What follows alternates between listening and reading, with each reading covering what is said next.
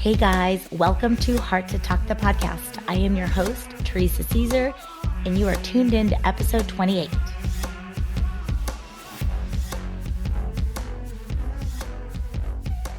The ability to see our lives as stories and share those stories with others is at the core of what it means to be human.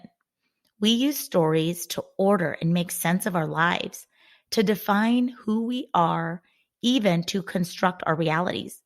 This happened, then this happened, then this. I was, I am, I will be. We recount our dreams, narrate our days, and organize our memories into stories we tell others and ourselves. As natural-born storytellers, we respond to other stories because they are deeply, intimately familiar. John Capecci and Timothy Cage. I do believe that one of the biggest reasons why we cannot get enough of other people's personal stories, especially those ones that include pain, struggle, because it's at some point we can relate to the characters because we see ourselves in that story, or we're just simply inspired. But one thing I have noticed, out of anyone's great story, there's one common denominator. The main character always chooses how they're going to write the rest of the story. They don't allow the circumstance that put them in this fascinating tale to take charge or defeat them, but rather to be the driving force behind writing the rest of their story the way they want to. And that is what really inspires us and impacts others to do the same. And that is why, friends, I'm so honored to bring back my dear friend, Lacey Grijalva. Now, Lacey has been on the podcast. She's episode 12, Owning Her Truth. So if you all have not listened to that one, I do encourage you to tune into that one. Lacey has bravely returned back on the podcast to share a recent life-altering event. And through this, she has become empowered and awakened, found light where there was darkness, found joy where there was pain, and found freedom where there was imprisonment. She's come out on the other side, not to live as she was, but to live her best life, to write the most amazing chapters ahead. She is unstoppable as she launches her newest mission, Project Freedom. I bring to you my conversation with the empowered and awakened Lacey Grijalva.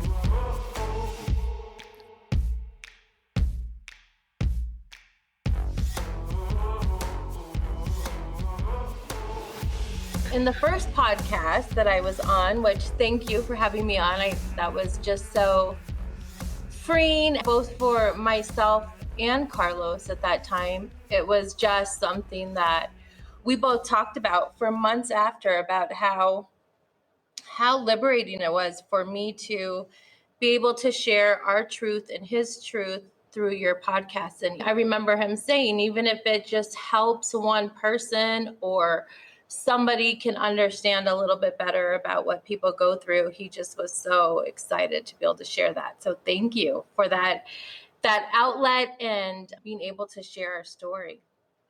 So fast forward. So June 2nd, that morning, we lost Carlos. Was probably one of the most, I think, awakening moments of my life, my kid's life. You realize that life just changes in moments. It's been really a journey to see like the strength that we have within ourselves when life-changing moments like that happen. We woke up that morning and we were just going about our day. Carlos had been dealing with some really intensive issues for months, but just in the last 2 weeks prior to that, he had been going through some really, really rough patches. And just with his own addiction, he really wanted to be a better person. And I think that's What the most difficult part of all this is that through his whole life, he really, really struggled with addiction, and he really wanted to be looked at as the person that he was and not let this disease define him. And Was so it hard for him? Was it yeah, hard for him to like find that person or bring that person because he was in because such? he, for so long, if he'd go to the doctor or he'd just be somewhere where people knew about that part of his life, he always felt that that was the first thing that people would look at. They would look at him as an addict before a person. Mm. And so he really taught me to look at people for who they are and not if there's something that they're facing or something they're going through or an illness they have, to not really let that define them, that there's a person behind these things that they face. And I think that it weighed so heavy on his heart. And so he was really struggling with getting well and trying to really be a stronger person just in general in life.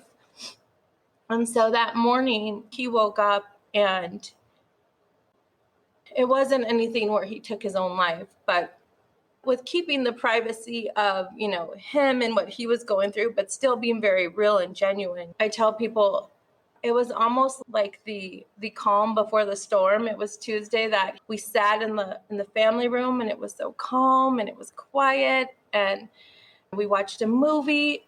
And then Wednesday morning early, he just was in so much pain and just miserable. And it was within minutes that we were going to work, and the kids were getting ready for school, and I found him.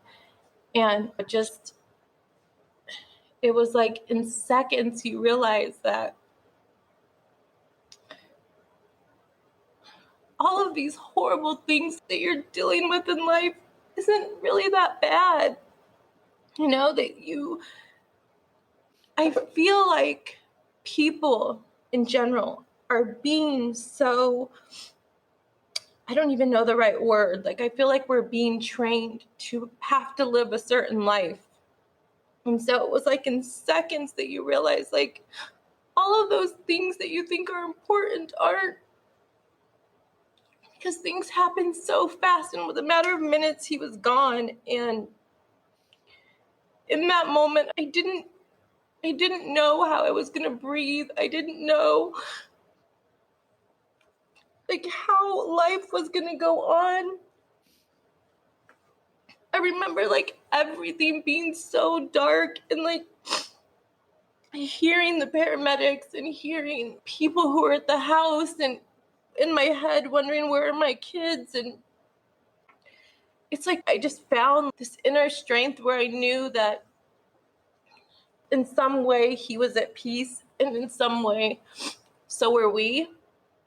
And you just find this like inner strength to go on and to be strong. And I think, having the support system we had really helped. I really believe that in some of the most darkest moments in your life, you can always find the light. You can always find the strength that you need to move on. And I feel like in that moment that he passed, when I just had no idea how we were going to get past like this horrible event in our life, you just find it. You find it within you, and you know that you just have to go on. You have to go on for your kids. You have to go on for yourself. And I remember telling you that later on, after I had, time to process all this, I really feel like in those moments, even though this was not a planned death, this was not a planned passing, but I really believe in those moments of Carlos passing that he not only, was free, but I feel like he, in a sense, felt that with his passing, the kids and I were now free to live a life that wasn't going to involve the moments of darkness that he, unfortunately, we had to live with him. And we would do it 1,000 times over, but I feel like he wanted us to live this life that he couldn't give us, and he really tried. And after I realized that in his honor, we needed to go on. We need to go on and be happy and honor him and cherish those moments that we had with him. And I think, people see me and they see me out, they see me laughing. And I just feel like I had two choices in that moment. I could go into a deep depression and just be really sad and mourn him for the rest of my life. Or I could realize that through our kids, we were going to be connected forever. Through our love, we'll be connected eternally, and cherish that and hold on to that and move on and go on with my life. And that's what I chose. I choose to cherish every second I had with him and use that to give me the strength to go on. And I think that so many people can do that. It's hard for people to find out how to find those things to hold on to and move on with. It's hard to find the light in the darkness. And I feel like if I can do it after being with somebody for 27 years and just us knowing each other and having just so much love within each other, and then it's gone, it's possible though. It's possible to go on and find a life of happiness while still holding on to the love that you had with whoever it is, whether it's, a grandparent, a father, a mother, a sibling, whatever it is. It's possible to move on, and it's okay. I think some people feel guilty, like I can't be happy. This person's not here anymore. And, in the end, Carlos wouldn't want me not to move on and be depressed or not be able to have fun or enjoy life. And I think that's what a lot of people really need to find and be able to do, and let go of the guilt of just feeling like you can't move on, whether it is like, even if it's not a death, maybe it's something in life that's happened to you and you feel guilty about moving on. I think that you need to let go of that and really look into yourself and realize you have one life. I realized we have one life and it can be taken in minutes. And if you don't live each day to the fullest, then for me, that's really sad. I really want to live the rest of my life each day like it's my last. And I hope that I can continue to do that. I know that I will have moments like now where I talk about him and it's really sad, but as time goes on, I know I'll get stronger and I'll be able to embrace his death more than look at something as so hurtful and hard to deal with still. Wow. Gosh, your healing journey is beautiful. Like as your close friend, and when it all went down, I was like, oh my God, I don't think Lacey's ever going to come out of her house. So I really admire you. And it's in, like you mentioned, just the strength we don't realize we have until we're in that situation. And it's like, I'm choosing to live. And what would you say is like the one thing when it is unbearable and when no one's around, for people that are grieving with, like you said, whatever loss, whether it's death, divorce, something, a regret, we all have that feeling where it aches so bad. What was like a remedy that you would do for yourself to help those moments that, you know what I'm talking about, right? Mm-hmm. You feel like I can't breathe right now. How did you move past that? I let myself have the moments. I didn't tell myself I couldn't have them, and I still do. So when my kids are around, I still try to be really strong for them. Sometimes they'll be like, "Are you okay, Mom? Are you crying?" But when I'm alone, I have those moments where I just need to grieve him. I think that if we try to be strong all the time, at some point you're going to have a breakdown. So I allow myself to still grieve him, and whether it's holding a clothing item or staring at his pictures or whatever, or watching videos, I allow myself to have those moments because I realize, he was such a huge part of my life. And if I don't learn to grieve him, then I can't move on. So I grieve and I cry, and, sometimes I get mad at him and, whatever it is that I need to do to get through those moments. And then I was fortunate enough that Carlos left me hundreds of letters and tapes with his voice. And so I listen to those, but I give myself so much time. I think it's very easy to grieve and slip into a very deep, dark place. And so I don't allow myself to go there. I give myself an hour to sit there and cry and grieve and look at everything and be sad. And then after it, I just take a deep breath and just be thankful, think of all the good things that I did get out of it, that we did have together, and laugh and find something funny that I can remember that we did, or some inside joke that he carried to the grave and I'll carry to the grave that we had, and just laugh. And then after that, I just surround myself with positivity, whether it's hanging out with friends or going on a walk with the kids. It's almost like a workout. You do your pre-workout where you pump yourself up, and then you do your workout, and then you do your cool down. So for me, it's almost like a workout. I do my grieving, and then I allow myself to cool down, and then I go and heal with whatever it is that I choose to do in that moment.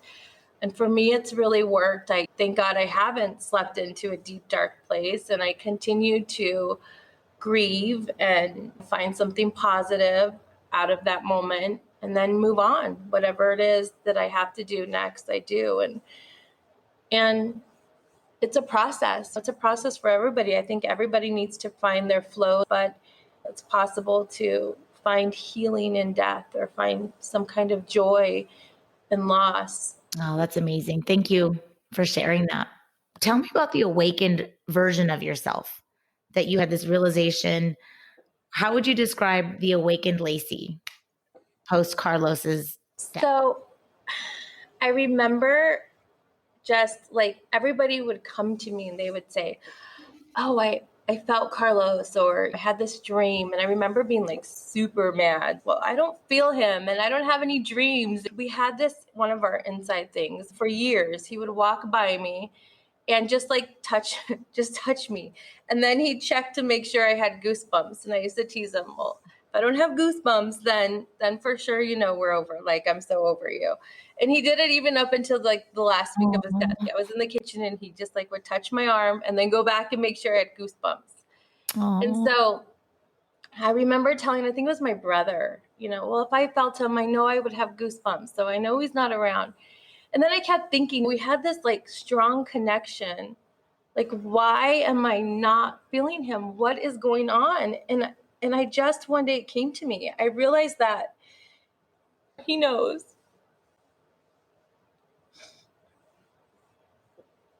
That if I felt an ounce of him around me, there'd be no way I could move on. Because he knows that I would hold on to that hope, even though in my head I know he's not coming back. But if I felt him around, there would just be that hope. And I know he knows that there's no way I can even feel him right now, because it would be way too hard. When I realized that, I felt like I just needed to move on with my life and find some kind of way to heal and help others. So when I started reading letters from him and listening, this word freedom kept coming up all the time. He would say he just wanted to be free from this, or it was just like this theme. And I knew that I had to do something in honor of him that had to do with freedom. And I just one day woke up and was just thankful for another day. Thank you for being healthy. Thank you for my kids being healthy. And it sounds really crazy or whatever, but it was like an awakening. I decided I was going to start just living this life of freedom. For so long, my life was Carlos. It was Carlos. 27 years, it was him, and there are no regrets to that. I would do it over 1,000 times. But because this is my new life, I wanted it to be a life about Lacey and the kids. Goosebumps. And so I had never really focused on me, on doing things to make me happy. So I just decided every day is going to be a new day, and I'm going to live this life out as my best life. And what that meant. I wasn't sure, but I knew it had to include something about helping others. And so I came up with this idea of freedom and using Carlos's story in connection with others to story tell how others have found freedom in whatever life barriers have given them. So whether it's addiction, whether it's an eating disorder, whether it's divorce, mental health. So in talking with the girls, we came up with this, and we've had to revamp it a couple times, but we're going to launch it, and it will start with Bailey. September And Bailey 2nd. is Lacey's daughter. Yes, Yeah. Bailey's my daughter. Yeah. And she's going to be the first person on there talking about how she's found freedom through issues that she's had with mental health. And I really think that it's going to be powerful, and people are going to be able to relate to it and hopefully either help other people on their journey to freedom or get them started in some way. And And it will all be in honor of Carlos. When are you launching it? So September 2nd will be the first one. September 2nd. Well, I cannot wait. And people can find freedom. How can they start to tune in? Of course, I'm going to all over my social media. Yeah. So it will be Instagram Live, and we'll put it on Facebook too. It will be a place where people can see us. And if you don't catch the live, Teresa's taught me how to put the video up, and we'll put the video up so people can reflect back to it or use it as a resource. And we'll have a bunch of different people on there, including some people who have dealt with grief and loss and their journey to freedom. And I just think it's going to be really powerful and can help a lot of people. And that's the goal, to really give people a perspective on these different topics and really help people to find their freedom. Because I swear, once you live in it and you start the journey, it is the most refreshing awakening anybody can have. And I feel like I am living my best life right now. Wow, that is incredible, Lacey. It's exciting. I honor you, and I'm grateful to be part of your second chapter life journey. We have lots to do together, people. You were part of the first chapter, now you're part of the second. I'm gonna be on all the chapters, whether I'm invited or not. Up in your book. I'm going to be a character in that book of yours. You'll be in every chapter. I'm like, hi. Girl, I love it. Well, I have to say, you are glowing, and already I can relate to a time where I didn't feel free. And you're right. It's like this liberating, awakening, all of it in one. And I love freedom coming to light into September, because so many people, like you said, will be activated, inspired. So I'm going to close it up with traditional ending questions. We're going to lighten it up a bit with the first one, girlfriend. Who's your celebrity crush? I'm dying to know. Well, in my awakening, just kidding. Ooh, tell me what happened. Is this an awakening crush? That was, this was a really hard question, because I feel like there's I so have many a lot. people. Are you in love with a lot of hard people? to narrow it down. But so I narrowed it down, and I came up with Charlie. Okay, I'm gonna say his last name wrong. Hunnam. Have you heard of him? Oh, okay. Is he the one that's from what show? The Sons of Anarchy. Oh, you showed me him, girl. I did. You all need to look him up. And if you're a guy, you'll still think it's cute. no matter what side of the fence you play on. Yeah, he's hot. Totally. He is super hot. It was really hard. Vin Diesel's really cute too, but I think that Charlie. I'll go with Charlie. Charlie, if you're listening. New life over here. Go with Charlie. Lacey, do you have a freedom story to be on her show?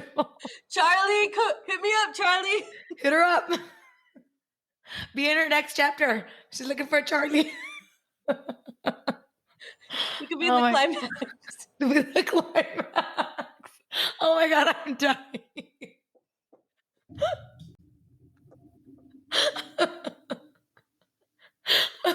Oh my goodness. I love it so much. Charlie. All right, next question. What inspires you? My kids. They inspire me every day to be stronger, just a better human. they're just so inspirational to me. Their innocence, their love, and they definitely are my inspiration every day. Beautiful. I wish I could say the same. Just kidding. Might be driving me crazy. I feel bad. Is it bad that I don't? Okay. And the last question, what do you believe? So I believe that I can find happiness even in my most darkest of moments. Ooh. And I believe that for everybody. And it's hard to even fathom, like when you are in, I mean, there's people who have probably been in like even darker moments than I have, but I truly believe that even in those most darkest of moments that you can find happiness.